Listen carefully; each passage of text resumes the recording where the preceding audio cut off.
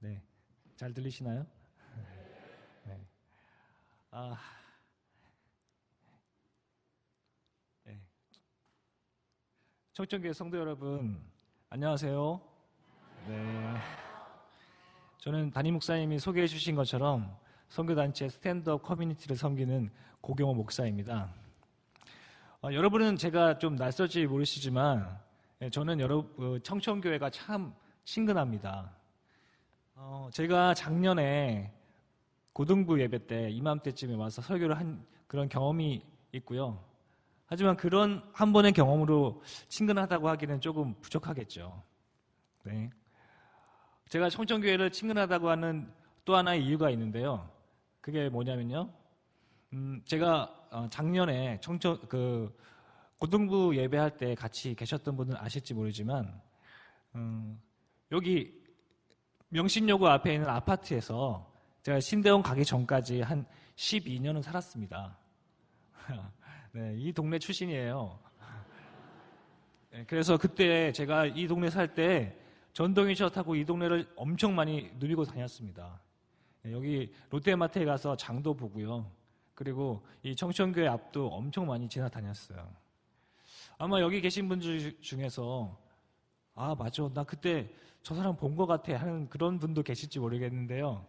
네, 제가 바로 그 사람입니다. 그래서일까요? 제가 용인에서 살고 있는데요. 오늘 여러분과 함께 예배하러 이 달려오는 길이 마치 명절에 고향집에 가는 그런 기분이 들었습니다. 그래서 그 거리를 단숨에 달려온 것 같습니다. 이렇게 와서 보니까 아니나 다를까 정말 여러분 반갑고 참 좋습니다. 여러분도 반갑고 좋으신가요? 하나님을 예배하러 오신 여러분 모두를 예수님의 이름으로 축복합니다. 여러분 혹시 장발장이라는 인물을 아시나요? 네, 이 장발장은 소설 레미제라블에 나오는 인물인데요. 여러분이 잘 아시는 대로 빵을 하나 훔쳐서 그 훔친 죄로 무려 5년이라는 그런 큰 징역을 받고 감옥에 갑니다. 감옥에서 중노동을 하면서 마음속에 증오를 가득 품고 풀려난 장발장은 미리엘이라는 카톨릭 주교를 만나서 그에게서 전역을 대접받습니다. 그런데 이 장발장이 미리엘 주교의 물건을 훔쳐서 달아나고 맙니다. 얼마 못 가서 경찰에 다시 잡혀서 돌아온 이 장발장을 미리엘 주교는 용서해 줄 뿐 아니라 그 범죄자의 신분에서부터 벗어나게 해줍니다. 평생 동안 용서라고는 경험해보지 못해서 마음속에 증오가 가득했던 이 장발장은 미리엘 주교의 용서를 경험하고 큰 충격을 받습니다. 그리고는 마들렌이라는 이름으로 새 인생을 살아가게 됩니다. 하지만 이 마들렌이 그 옛날 죄수였던 장발장이란 것을 알아챈 경찰 자베르가 다시 장발장 앞에 나타나게 되면서 장발장은 다시 죄인으로서 평생을 살아가게 됩니다. 이 장발장은 자베르 때문에 마음이 하루도 평안한 날이 없었고 결국 숨을 거둘 때에야 평안을 얻게 되는 그런 모습을 보게 됩니다. 저는 이 장발장의 모습을 보면서 장발장이 참 불쌍하다는 그런 생각을 했습니다. 자베르 때문에 평생 죄인으로 살아야 하는 장발장의 신세가 참 안타깝다는 그런 생각을 했습니다. 그리고 만일 장발장에게 자베르가 없었다면 이 장발장은 새 인생을 살면서 얼마나 행복했을까라는 생각을 하게 됐습니다. 제가 이렇게 귀한 오후 예배에 여러분께 장발장 이야기를 하는 이유는요. 바로 우리가 읽은 본문에도 이 장발장과 같은 사람이 나오기 때문입니다. 그 사람이 예수님을 만나서 어떤 은혜를 받았는지 그것을 보면서 하나님께서 우리에게 주시는 은혜가 무엇인지 우리 그 은혜를 함께 나누고자 합니다. 오늘 본문을 보니까 예수님께서 길을 지나가실 때 태어날 때부터 앞을 전혀 볼 수 없는 시각장애인을 보셨습니다. 그러자 제자들이 예수님께 질문을 합니다. 그 내용이 오늘 본문 2절에 있는데요. 제자들의 질문의 핵심은 이것입니다. 예수님, 저 사람이 시각장애인이 된 것은 하나님께 죄를 지었기 때문에 그 벌을 받은 것이 분명합니다. 그런데요, 저 사람이 태어날 때부터 시각장애인이었다고 하는데 그럼 도대체 누구의 죄 때문에 벌을 받게 된 것입니까? 자기가 죄를 지어서입니까? 아니면 그 부모가 죄를 지어서입니까? 라고 질문하고 있는 것입니다. 이런 제자들의 질문에 예수님께서는 이렇게 대답하십니다. 우리 다 같이 3절을 같이 읽어봅시다.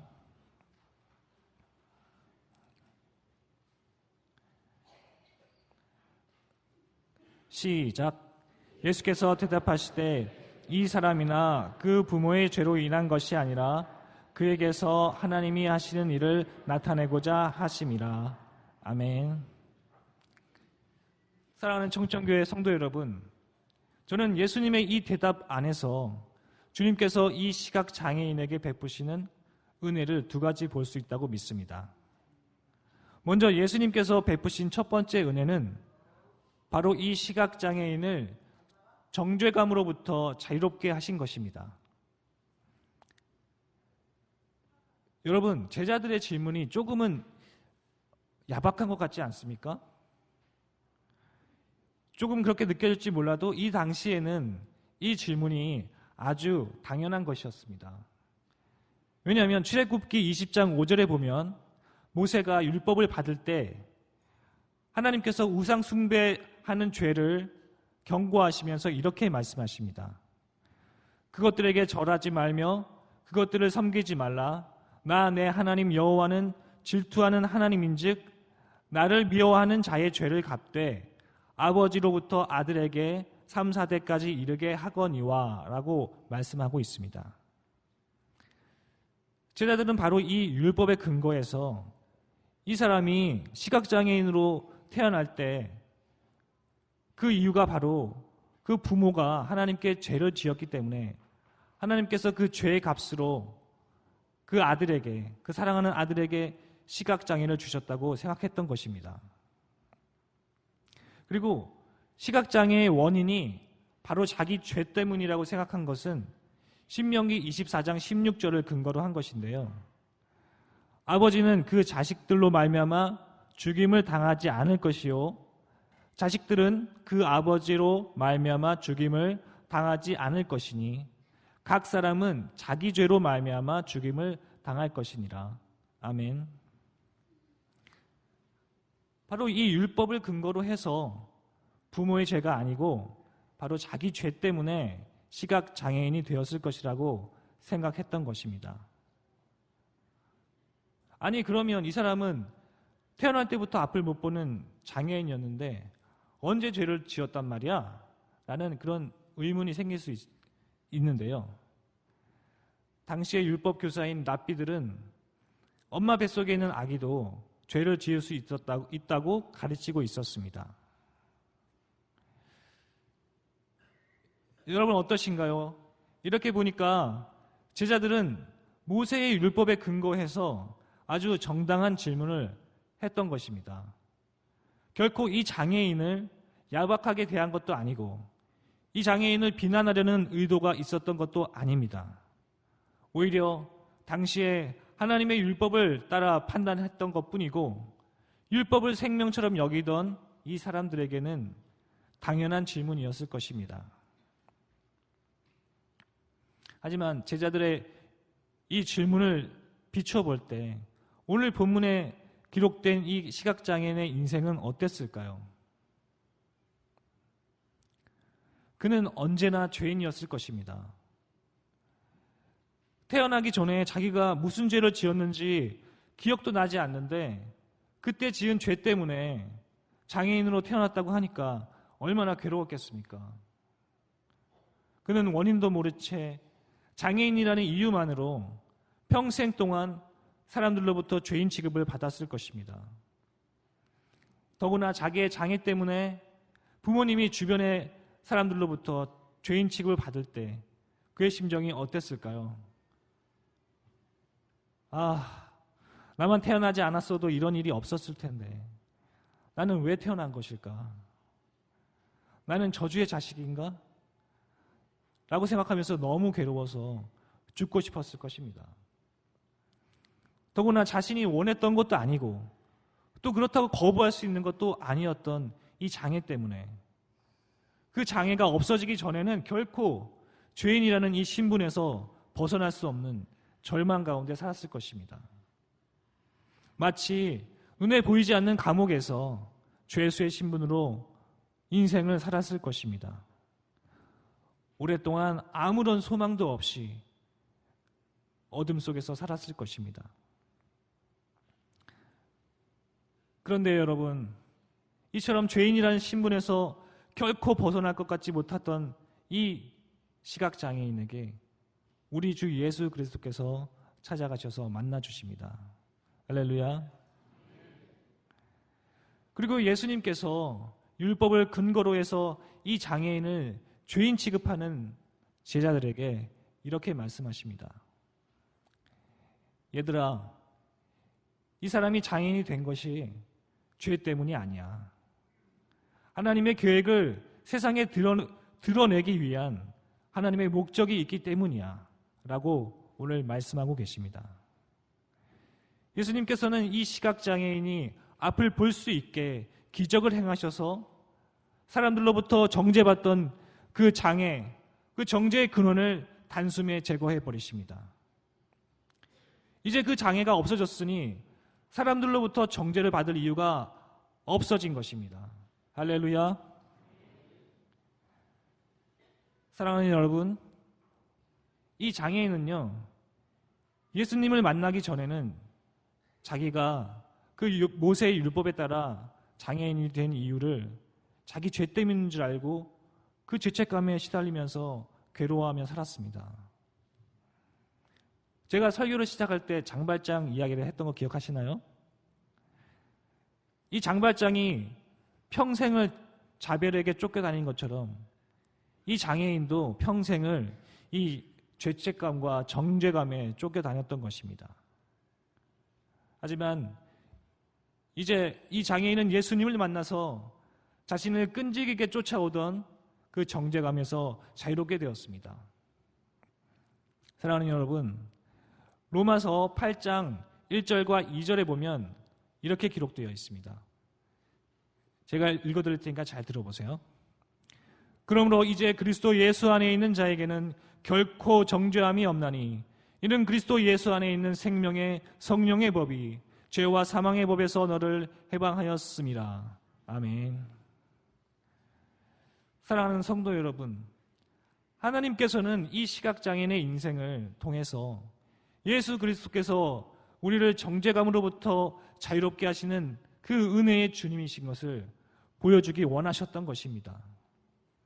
예수님께서 십자가에 대신 죽으시는 사건을 통해 우리를 정죄하는 그 죄가 단번에 사해진다는 것을 그 하나님의 일을 드러내시기 위해 그 목적 때문에 이 사람에게 장애를 허락했다고 믿습니다.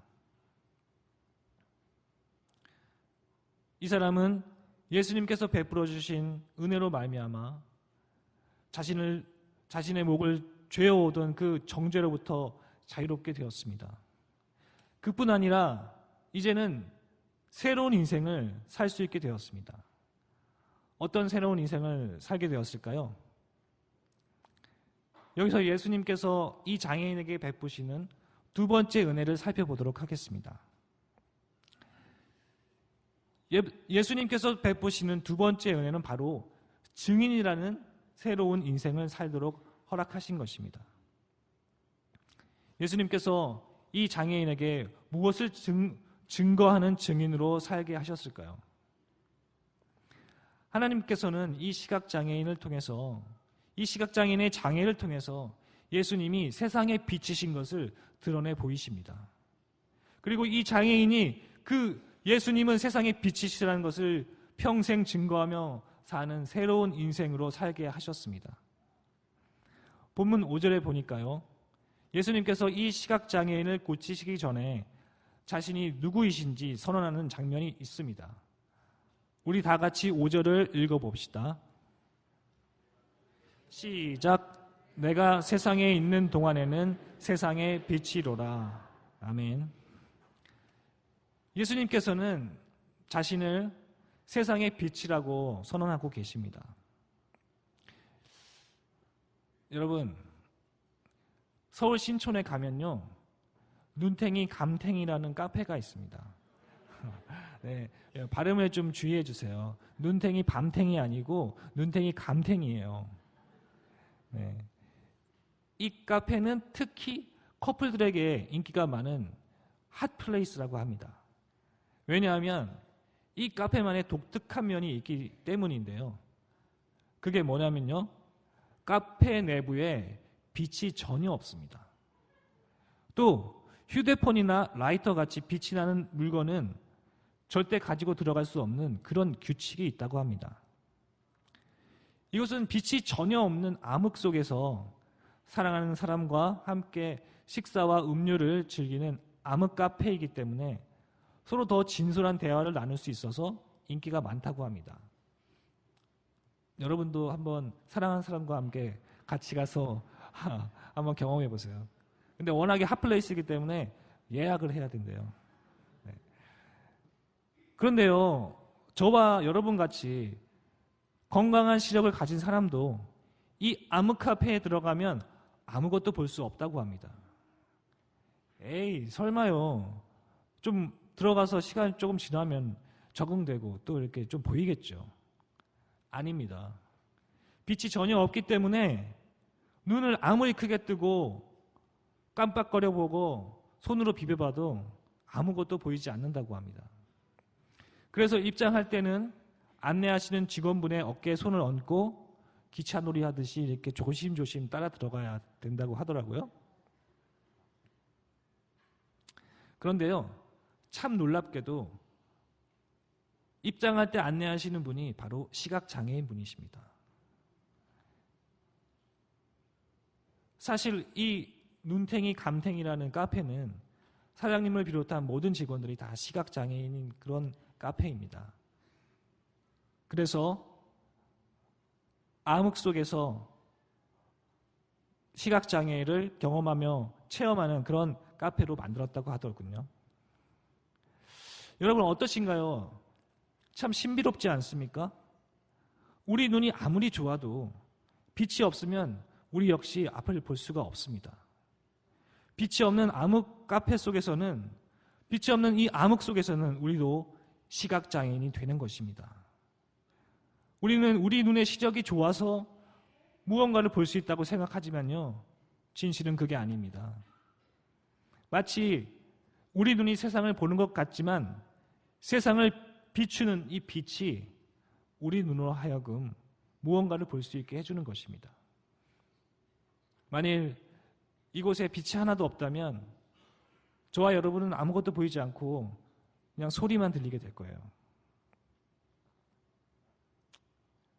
예수님께서는 바로 세상을 낮과 같이 비추시는 세상의 빛이시기 때문에 이 시각장애인이 그 밝은 빛이 되시는 예수님을 만나서 그 빛으로 앞을 볼 수 있도록 그렇게 예수님께서 해주신 것입니다. 할렐루야. 오늘 본문 8절 이하에 보면요, 이 사람이 예수님을 만나기 전에는 유대인 공동체 안에서 하던 일이 거지였어요. 거지로서 구걸하는 일을 하던 그런 사람이었습니다. 하지만 예수님을 만나고 이제 그 은혜를 받은 후에 예수님의 증인으로서 나사렛 예수가 죄로 어두워진 이 거짓된 세상에, 암흑과 같은 세상에 참빛으로 오셔서 진리를 볼 수 있게 해주시는 유일한 소망이자 메시아라는 것을 증거하는 그런 일을 하는 사람으로 하나님께서 새롭게 하셨습니다. 사랑하는 여러분, 고린도후서 5장 17절에는 이렇게 선포하고 있습니다. 그런즉 누구든지 그리스도 안에 있으면 새로운 피조물이라. 이전 것은 지나갔으니 보라 새 것이 되었도다. 아멘. 사랑하는 성도 여러분, 예수 그리스도는 우리를 완전히 새롭게 하시는 진리의 주님이십니다. 우리가 예수님을 만나지 못했을 때는 거짓되고 음란하고 이 어두운 세상에서 방황하며 죄 가운데 살았지만 예수님께서 진리의 빛으로 우리의 눈을 밝혀주신 지금에는 더 이상 죄 가운데서 살면서 세상에서 방황하지 않게 되었습니다.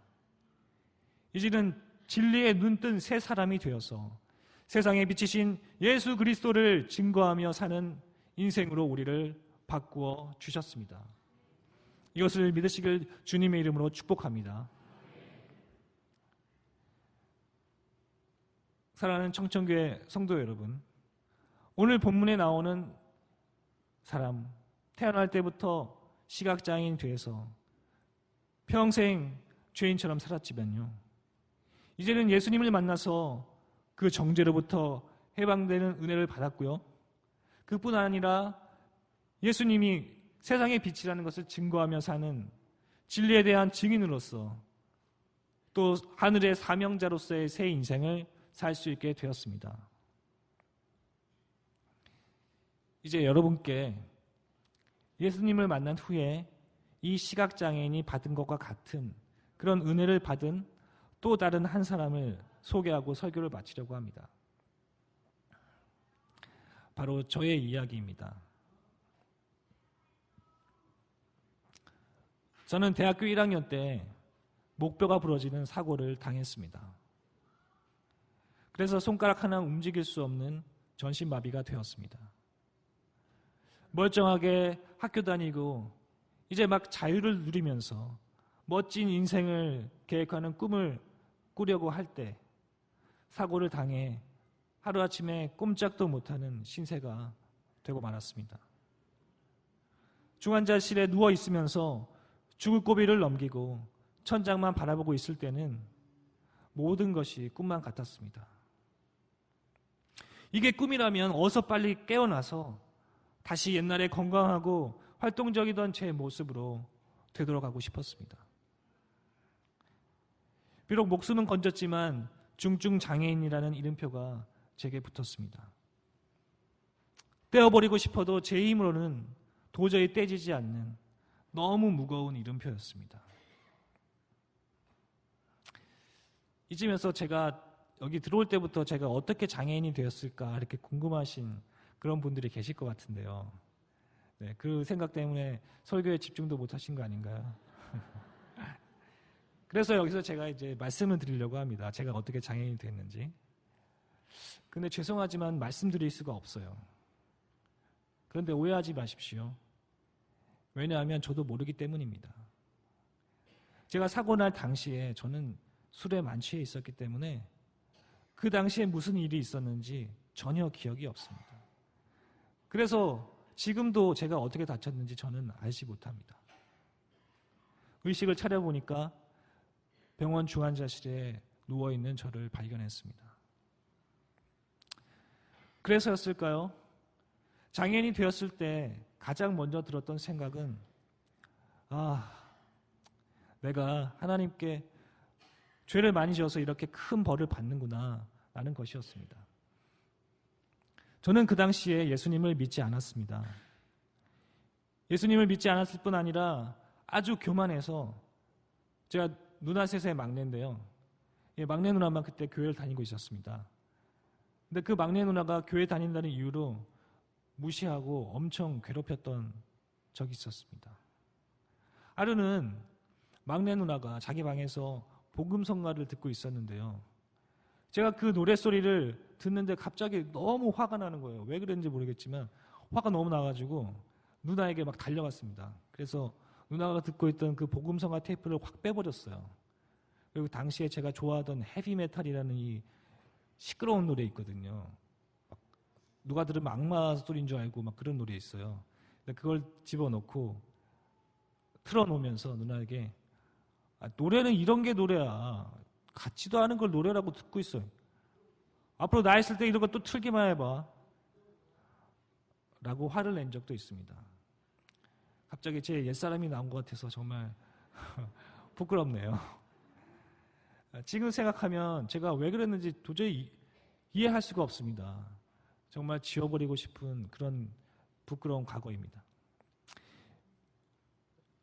이렇게 하나님 앞에 죄를 지어서 하나님께 이렇게 벌을 받고 있구나라는 생각을 했습니다. 저한테 이런 미움을 받던 막내 누나는 제가 장애인이 되고 나서 저를 지극정성으로 간병해 주었습니다. 그리고 또 저에게 예수님을 소개시켜 주셨습니다. 전에는 그렇게 듣기 싫었던 복음성가가 어느새 유일하게 저를 위로하는 그런 노래가 되었습니다.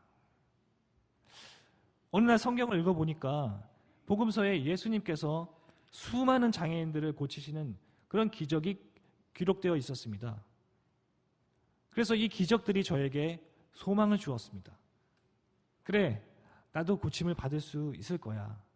그런 생각으로 하나님께 간절히 기도하는데 죄책감이 끈질기게 저를 괴롭혔습니다. 저는 그럴 때마다 회개하고 또 회개했습니다. 하지만 이 죄책감에서 좀처럼 벗어날 수가 없었습니다. 그렇게 괴로워하며 지내던 어느 날 하나님께서 제 안에 하나님의 은혜로 제 안에 구원의 확신, 죄 사함을 확신을 주셨습니다. 그리스도 예수로 말미암는 구원의 기쁨을 누리면서 이제는 나도 기적이 일어나겠다. 하나님께서 나를 고쳐주시겠다라는 기대를 가지고 하나님을 바라봤지만 저의 장애는 나아지지 않았습니다.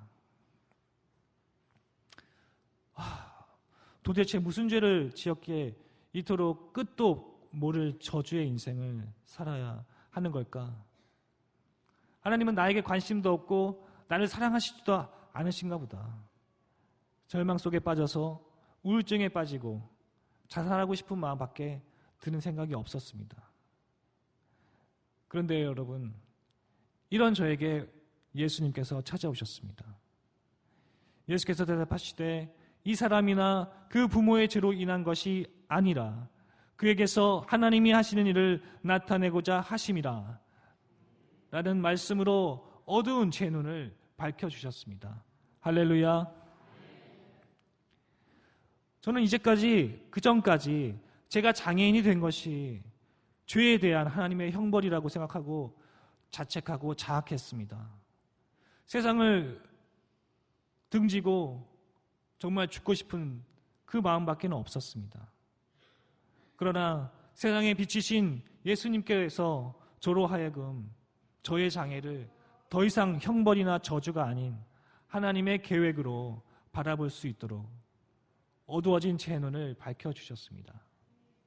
이 말씀으로 저는 제 안에서 저를 끈질기게 괴롭히던, 저를 놓아주지 않고 저를 옥죄던 그 정죄감에서 결국 풀려날 수 있었습니다. 할렐루야. 저는 이 말씀의 은혜를 받고 새 힘을 얻어서 하나님께서 나를 통해 나타내고자 하시는 일이 무엇일까 라는 막연한 기대를 가지고 하나님의 일에 열심을 냈습니다. 그런데요, 어느 때부턴가 하나님께서 제 마음속에 자꾸 신학 공부를 해서 목회자가 되라는 그런 마음을 주시는 거예요. 그럴 때마다 저는 하나님께 이렇게 말했습니다. 하나님, 제가 어떻게 할 수 있습니까? 저를 보세요. 저는 아무것도 할 수 없는 중증 장애인입니다. 저를 고쳐주시고 최소한 손가락을 움직여야 되지 않겠습니까? 레포트도 써야 되고 학교도 다녀야 되는데 손도 못 움직이고 제가 뭘 할 수 있겠습니까? 저를 고쳐주시고 나선가 말씀하시던 거 하셔야죠. 이렇게 하나님께 따지면서 피해 다녔습니다. 제가 할 수 없다는 핑계를 대면 하나님께서는 할 수 있도록 돕는 사람들을 보내주셨습니다. 하지만 저는 정말 엄두가 나지 않아서 계속 도망 다녔습니다. 그래도 하나님께서 제 안에 계속 말씀을 주셨기 때문에 속으로 그래도 혹시 내 곁에서 손발이 돼주는 그런 아내가 있으면 가능하지 않을까? 이 몸으로도 할 수 있을 것 같은데 라는 생각을 해보기도 했습니다. 그때 제게 그녀가 다가왔습니다. 저에게도 말로만 듣던 썸이 다가왔습니다. 네, 저는 그때 미랄 선교단을 다니고 있었는데요. 어느 날 여자 간사님이 새로 온다는 그런 소식을 들었습니다. 그래서 이분이 어떤 분인가 이게 좀 궁금했거든요. 근데 서울에 있는 큰 교회에 또 유치부 전도사도 하고 계신다고 하더라고요. 그래서 여기 계신 전도사님, 여자 전도사님들께 제가 좀 죄송한 말씀이지만 저는 여자 전도사님 하면 이렇게 옆에 성경책 끼고 이렇게 까만 옷 입고 좀 신방 다니시는 그런 전도사님들 이미지만 있었어요. 근데 그 새로 오신다는 그 간사님은 전도사님이신데도 이렇게 좀 화사하고 뭐 이렇게 머리도 좀 길고 밝고 그러시더라고요. 그래서 어느 때부턴가 이거 어떻게 된 건지 그 간사님이 좋아지게 된 겁니다. 그래서 하나님께 기도하고 용기를 내서 처음 전화를 하는데요. 얼마나 떨리던지요. 전화했는데 싸늘하게 대하면 어떡할까 걱정 많이 하고 하나님께 막 기도도 몇 번 더 하고 이렇게 전화를 했습니다. 하지만 걱정과 달리 처음부터 엄청 잘 통하고 요즘 말로 케미가 폭발했습니다. 네, 그래서 처음부터 한두 시간씩 막 전화 통화하면서 이렇게 우리는 점점 연인이 되어 갔습니다. 계속 연애만 할 수 없어서 하나님께 기도하며 하나님의 뜻을 구하였습니다. 주님의 뜻이라고 서로가 확신을 가지고 저희는 결혼을 약속했지만 하필 또 여자친구가 8남매의 막내였어요. 한두 명이면 제가 어떻게 해보겠는데 이 8남매는 도저히 이게 안 되더라고요. 그래서 3년이라는 시간 동안 결혼을 허락을 구했지만 도저히 한 명이 허락할 것 같으면 옆에서 안 된다 그러고 2명이 허락할 것 같으면 3명이 안 된다 그러고 막 그래서 결혼이 참 안 됐습니다. 명절 때마다 시골에 허락을 받으러 갔던 여자친구가 울면서 돌아오는 것을 볼 때 이제는 때가 됐구나. 이제는 보내야겠다 이런 생각이 들었습니다. 그래서 저도 눈물을 흘렸습니다. 그러던 중에 이게 어쩐 일일까요? 전혀 상상하지도 못한 일이 그런 놀라운 일이 일어나는데요. 바로 저희가 KBS 1TV 인간극장에 출연하게 된 것입니다. 네, 인간극장이요. 원래 5부작인 인간극장이 5부작이잖아요. 근데 저희는 2년 동안 10부작으로 이렇게 방송이 됐습니다. 여러분 그 내용이 궁금하시죠? 네, 나중에 예배 끝나고 집에 가서 유튜브 검색하면 나와요. 가서 보세요. 정말 결혼이 안 되고 안 됐는데 하나님께서 이 인간극장에 출연하게 해주심으로써 하나님의 전적인 은혜로 저희는 결혼을 할 수 있었습니다. 할렐루야. 그때 반대에 부딪혀서 슬피 울고 있던 여자친구는 오늘 저기에 환하게 웃고 있는 제 아내가 되었습니다. 결혼을 하고 난 후에 하나님께 순종하는 마음으로 신학대학원에 입학하게 되었습니다. 3년간의 신대원의 기간은 불같은 훈련의 시간이었지만요. 하나님을 배우고 하나님의 살아계심을 경험하는 소중하고 즐거운 시간들이었습니다. 좋은 사람들도 붙여주셔서 정말 재밌고 기쁘게 지냈습니다. 저는 정말 신대원에 갈 때 하나님께서 그냥 가라는 그 말씀에 순종하는 마음으로 갔거든요. 제가 뭐 가서 도움을 받을 수 있을 거라는 기대가 전혀 없었어요. 하나님이 가게 하시니까 가면 하나님 책임지시겠다 이렇게 믿고 갔는데 갔더니 저렇게 예비된 김삼열 전도사님이 계셨어요.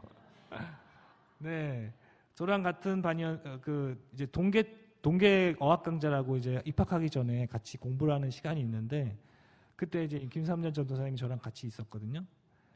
그런데 이제 입학을 해서 정말 정식으로 공부하려고 할 때 저는 아무런 말도 안 했는데 김삼년 전도사님 저한테 와서 제가 형 도와드릴게요 이렇게 말하더라고요. 그래서 제가 그때 얼마나 감격하고 속으로 참 기뻤는지 모릅니다. 하나님께서는 이렇게 모든 것을 준비해 주시는 좋으신 분이십니다. 하나님의 은혜로 졸업을 하고 하나님의 전적인 은혜와 역사하심으로 목사가 되었습니다. 저는 할 수 없다고 하나님께 때를 썼지만 하나님은 너 할 수 있다. 내가 너 하게 한다 하면서 여기까지 끌고 오셨습니다. 그래서 오늘 여러분 앞에서 예수 그리스도가 유일한 소망이 되신다는 말씀을 전하며 예수 그리스도의 증인으로 서 있게 된 것입니다. 정말 하나님께서 저를 통해서 하나님의 능력을 많이 나타내셨지만 그 하나님의 은혜가 아니었으면 아무것도 할 수 없었음을 고백하면서 오로지 하나님께 영광을 돌립니다.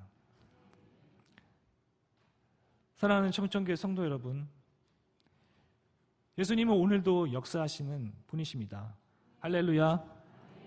저희가 설교하기 전에 여기 계신 귀하신 이 남성 중창단이신가요? 네, 성가대 분들이 하신 그 찬양 기억하신가요? 어저께나 오늘이나 예수님이 동일하시다는 그 찬양하셨지 않습니까? 예수님 오늘도 동일하신 살아계신 하나님이십니다. 그런데 여러분, 제가 장애인이 되고 나서 가장 힘들었던 것이 있었는데요.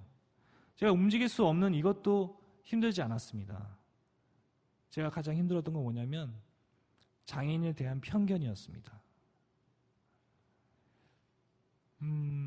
여전히 지금도 어떤 사람들은 저를 죄인처럼 대하는 경우가 있습니다. 그럴 때는 참 속상하지만요, 이제는 이해할 수 있습니다. 오늘 본문에서 예수님의 제자들조차도 그 장애인을 죄인 취급했으니까요. 이 제자들처럼 율법주의의 눈으로 본다고 하면 그 눈으로 장애인을 바라보는 사람들은 그럴 수 있다고 생각합니다. 그 사람들은 남을 정죄하며 마치 자베르가 장발장을 정죄했던 것처럼 살아가는 사람들이니까요.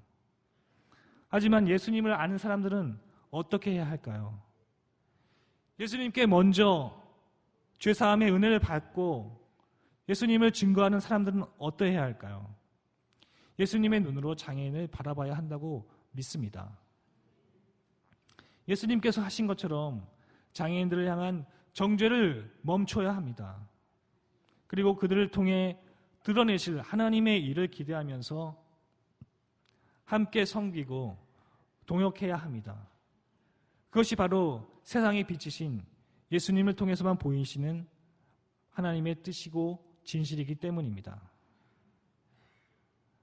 사랑하는 여러분, 오늘 제가 이렇게 와서 설교하게 된 이유가 또 미라이브 초청 예배라는 것을 알고 있습니다. 또 우리 여기 앞에 계신 또 사랑하는 또 우리 미라이브 청년들도 계신데 이분들이 앞으로 하나님의 역사를 드러내실 그런 하나님의 귀한 동역자들입니다. 여기 앞에 있는 제가 지금 목사가 되었지만 제가 어떻게 이 손도 움직일 수 없는 제가 여기까지 올 수 있겠습니까? 하나님의 도우심과 함께 많은 사람들이 저를 도와주었기 때문입니다. 저는 정말 아무것도 할 수 없는 그런 중증 장애인입니다. 오늘 아침에도 제가 여기까지 올 수 있었던 것은 제 아내가 저를 일으켜서 휘체어에 앉히고 차에 태워서 여기까지 온 그 이유 때문에, 그것 때문에 이렇게 올 수 있었어요. 여러분, 저분들도 분명히 하나님께서 하나님의 일을 드러내시기 위해서 장애를 저분들에게 허락했다는 것을 이제는 믿으시기 바랍니다. 그리고 여러분이 도우셔서 함께 그 하나님의 일을 볼 수 있는 그날을 기대하며 같이 가는 것이 그게 바로 예수님을 믿는 우리들의 해야 할 일인 줄로 믿습니다. 사랑하는 여러분, 예수님께서 오늘 이 장애인에게 하셨던 이 사역을 이제는 주님의 몸된 교회에 맡기셨습니다. 그리고 주님의 몸된 교회는 바로 여러분 한 분 한 분이시라는 것을 잊지 마십시오. 주 예수님을 대신해서 복음의 빛을 들고 주변의 장애인에게 찾아가서 그 정죄감으로부터 자유케 해주시고 또 어려움을 당하고 있는 이웃에게 찾아가셔서 그들을 예수님께로 인도하시고 새로운 인생을 살 수 있도록 도와주십시오. 부활하신 우리 주 예수 그리스도께서 여러분들이 그렇게 하실 때 곁에서 도와주실 것입니다. 할렐루야.